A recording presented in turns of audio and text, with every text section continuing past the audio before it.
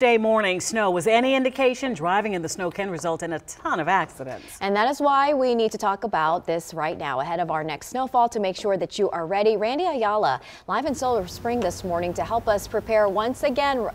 Randy, driving in the snow and having our cars ready for the snow and cold. Yeah, round two, right, guys? Good morning, Annie and Allison. All right, I just want to show you, excuse me.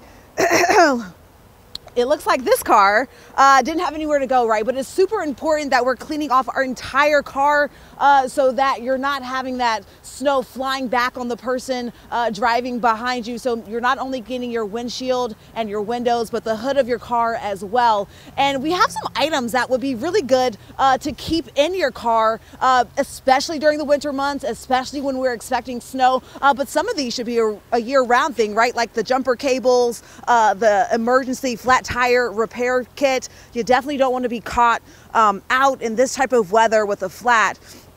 And then what if, you know, AAA or your insurance, they can't get to you, right? So it's really good to have that. Of course, keeping this in your car is really important too. And keeping your shovel nearby in case you have to shovel yourself out of anything. AAA also offering a few tips for drivers who have to drive in the super cold weather or driving in the snow. And some of that is going to be just making sure that your tires are properly inflated, that they have plenty of tread. Definitely don't want to be driving in this weather with bald tires. Keeping at least your tank halfway full of gas. Don't use cruise control when driving on any slippery surface. So we're talking snow and ice, what we're expecting. And if you are outside when it's snowing, make sure that you're driving slowly. You accelerate and decelerate slowly.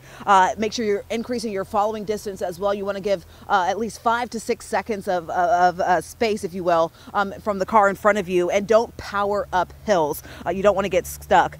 You know, we all know we want to warm up our cars right before we get into them, especially when those temperatures are in the teens. AAA says, though, you should only let your engine idle for about as long as it takes for you to buckle up your seatbelt. Of course, you can kind of adjust that if you're going to be, you know, shoveling that snow off your windshield, letting that ice melt. And then if you have an electric car, of course, you want to save your battery. AAA says to warm your car up while it's still plugged in. That'll save you some juice as well, ladies.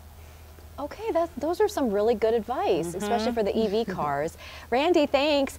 Stay with Get Up DC as this storm moves in tomorrow morning. We'll be on the air early, starting at 4 a.m. to update you road conditions and also school closures and delays.